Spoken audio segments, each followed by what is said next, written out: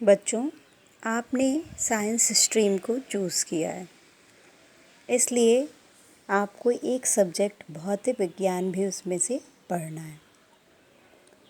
भौतिक विज्ञान क्या है?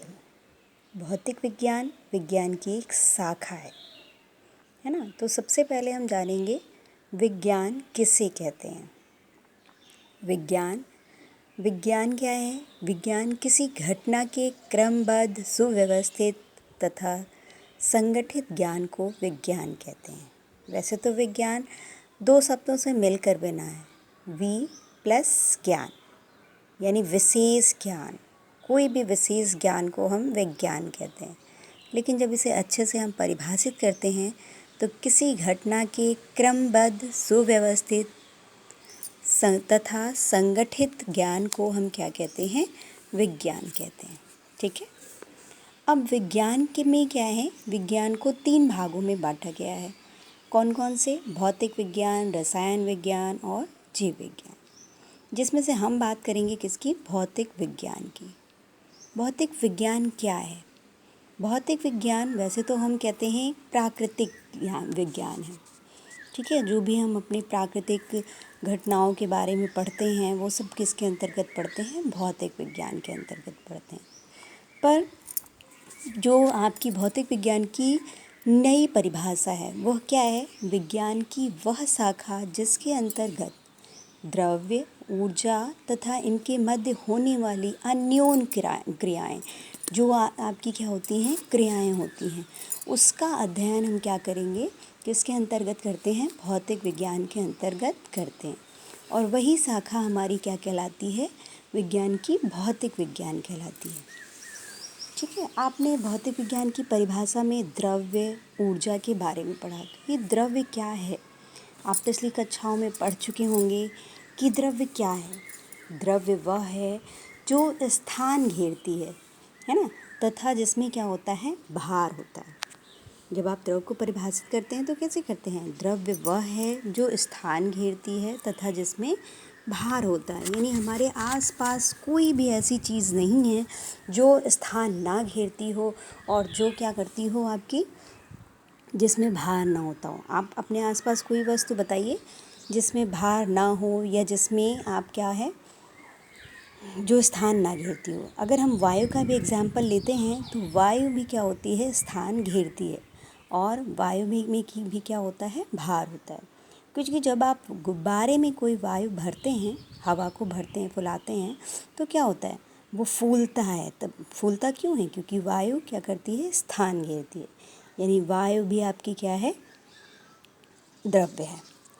तो एग्जाम्पल स्वरूप हमारे आसपास कोई भी वस्तु नहीं है जो क्या हो? द्रव्य ना हो।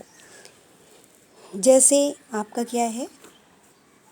उदाहरण है वायु, जल, सूर्य, कुर्सी। जो भी आप आसपास चीज़ें देखते हैं, हर एक चीज़ आपकी क्या है? द्रव्य कहलाती है। ठीक है। अब ऊर्जा क्या है? ऊर्जा कार्य करने की क्षमता है। ऊर्जा क्या है? कार्य करने की क्षमता है। इसी को हम क्या कहते हैं? ऊर्जा कहते हैं। किसी भी वस्तु में अगर कार्य करने की क्षमता है तो हम कहेंगे इसमें क्या है? ऊर्जा है। अब ऊर्जा के विभिन्न रूप होते हैं। तब विभिन्न रूपों में बहुत सारी ऊर्जाएं आती हैं, जैसे प्रकाश ऊर्जा, वैद्युत ऊर्जा, रसायन ऊर्जा, स्थितिज ऊर्जा, गतिज ऊर्जा, ध्वनि ऊर्जा आदि। अब देखिए क्या होता है कि विभिन्न प्रकार की ऊर्जाओं का रूपांतरण एक रूप से दूसरे रूप में होता रहता है। जैसे एग्जाम्पल स्वरूप हम बात करें कि वैद्युत ऊर्जा का रूपांतरण क्या होता है? प्रकाश ऊर्जा में हो जाता है। जब आप क्या करते हैं? कोई बल्ब है, बल्ब में वैद्युत ऊर्जा प्रवाहित करते हैं तो वो वैद्युत ऊर्जा किस में बदल जाती है? प्रकाश ऊर्जा में बदल जाती है ना। तो क्या हो गया? वैद्युत ऊर्जा का रूपांतरण प्रकाश ऊर्जा में हो गया। वैद्युत ऊर्जा का रूपांतरण गतिज ऊर्जा में आप देख सकते हैं। जब आप पंखे को चलाते हैं तो पंखा क्या होता है? चलने लगता है। यानी वैद्युत ऊर्जा का रूपांतरण किस में हो गया? गतिज ऊर्जा में हो गया। ठीक है। जब हम मुंह से बोलते हैं तो हम अपनी शारीरिक ऊर्जा को क्या करते हैं? ध्वनि ऊर्जा में बदलते हैं। यानी कि ढेर सारे ऐसे एग्जाम्पल हैं, आप देख सकते हैं कि विभिन्न प्रकार की ऊर्जाओं का रूपांतरण एक रूप से दूसरे रूप में होता रहता है।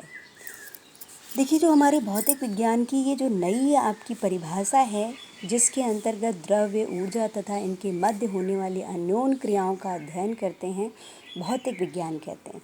वो आपके आइंस्टीन समीकरण से ही बनी हुई है। क्यों, देखिए आइंस्टीन समीकरण क्या है। आइंस्टीन हमारे एक साइंटिस्ट थे जिन्होंने क्या किया, एक आइंस्टीन समीकरण द्रव्य और ऊर्जा को आपस में क्या किया जा सकता है, रूपांतरित किया जा सकता है। उसके लिए एक समीकरण स्थापित किया, जिस समीकरण को हम क्या कहते हैं, E बराबर mc²। ई, जहाँ पर ई क्या है, ऊर्जा है, एम क्या है, द्रव्यमान क्षति है। यानी अगर मान लीजिए किसी भी पदार्थ से क्या हो रहा है, आपका किसी भी पदार्थ से द्रव्यमान की क्षति हो रही है, तो द्रव्यमान की क्षति में अगर आप क्या करेंगे, प्रकाश की चाल का स्क्वायर करके आप उसमें मल्टीप्लाई कर देंगे, तो आपको पता चलेगा कि इतनी ऊर्जा क्या हो रही है, मुक्त हो रही है।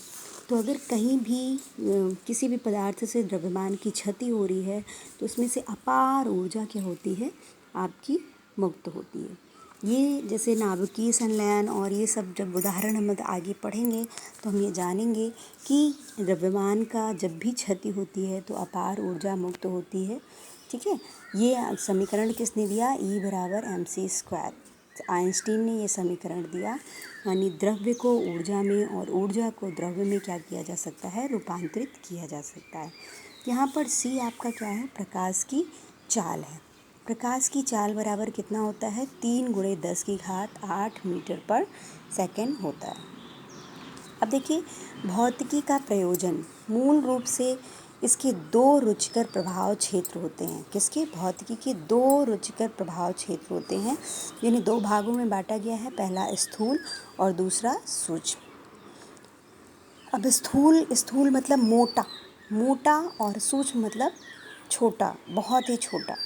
तो स्थूल के अंतर्गत यांत्रिकी, वैद्युत गतिकी, प्रकाश की ऊष्मागतिकी के बारे में हम पढ़ते हैं, जबकि सूक्ष्म के अंतर्गत हम क्या करते हैं, पदार्थ के संगठन एवं संरचना तथा मूल कणों से अन्योन्य क्रियाओं पर विचार किया जाता है। इसके अंतर्गत हमारे क्या होते हैं, इलेक्ट्रॉन, प्रोटॉन, न्यूट्रॉन्स आदि हम सूक्ष्म के अंतर्गत पढ़ते हैं।